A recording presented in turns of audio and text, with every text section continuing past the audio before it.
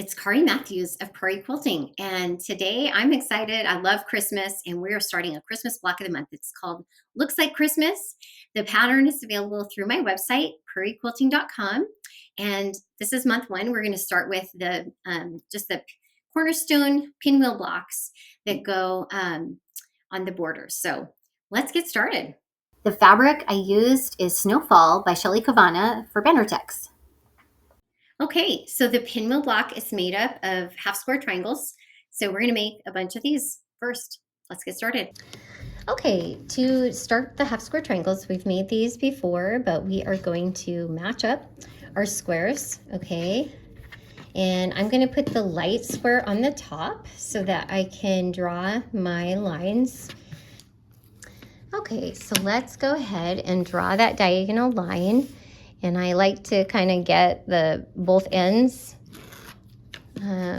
first so that it doesn't get distorted, because sometimes if you start on one end and get to the other, it gets distorted by the middle. So there we go. We drew the diagonal lines on both of those. I hope you can see that.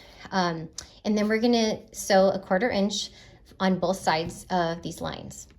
All right, we're here at the machine, and we're gonna go ahead. I have my 1/4 inch foot on. It helps show me where to sew. So I'm gonna go ahead and just sew down on the one side. Oh, there we go, that got flipped.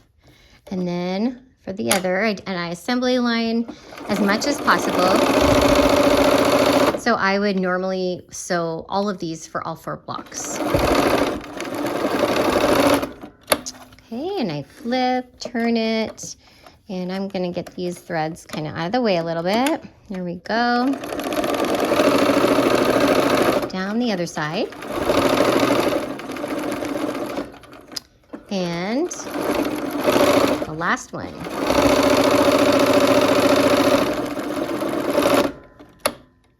Okay, I'm going to cut these apart, and you can use your rotary cutter. I'm gonna just take my scissors and cut these on the line. This is kind of a good TV activity. Something kind of quiet you can work on with your family around. Yeah, sometimes for the smaller squares, I just like to do those with the scissors. Okay, we are going to press these open. Okay, and I'm gonna lay the dark side on the top. That way I will press them toward the dark. I give it kind of a set press. And then, whoops, I just flip that open. Okay, and get these, ouch, it's hot. Okay, out of press. Okay, and now we're going to clip our corners off. Okay, I do like to remove the excess bulk, especially for the pinwheel block, because there's so much there's so much bulk in the middle. So get those off. Okay, now we are going to sew the half square triangle blocks together. Okay, so we're gonna lay them out according to the pattern. Okay, there we go. Okay, and we're gonna go sew 2 and 2 together. And because we press those both toward the dark, we'll have a nice nesting of the seams right down here. Okay, and then same here, we're gonna nest those. You can see that. Okay, they're both going opposite directions, so you can kind of feel with your fingers and see, okay, they're not on top of each other, but they're butted up against each other. Let's go sew. Okay, so now we are going to sew those together, and I'm going to assembly line sew.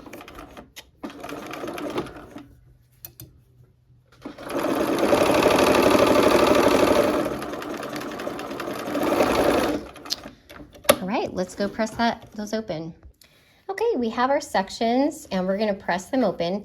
So we're going to press them both the same direction, because when we put the ones, they're 180 degrees turned, so then they will nest. Okay, so let's just flip it and press it whichever way seems the best to you. This is fine, and either really works as long as they're both pressed the same direction. And then now we'll put them together, and we flipped 180 degrees. Okay, so now when we go to sew these together, those seams nest. Okay, so let's go ahead and pin those together. That's our next seam. And of course, I would be working on all 4 blocks at the same time. All right, let's go sew. Okay, here we go. And I'm going to just kind of show you. So this is how I sew. I make it work. There's a smidge here where, see how that green is poking out from underneath? You know what?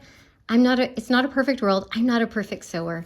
And so we're going to just kind of make that work. And with such it's just a little thing, we can kind of work that into our seam allowance, okay? Let's go ahead. And we're aiming for trying to hit where the seams intersect, okay? And that will give us good points. So it does help, the more accurate you can keep your seam allowance, the better, okay? Let's go press that open. Okay, here we are. Let's press this open.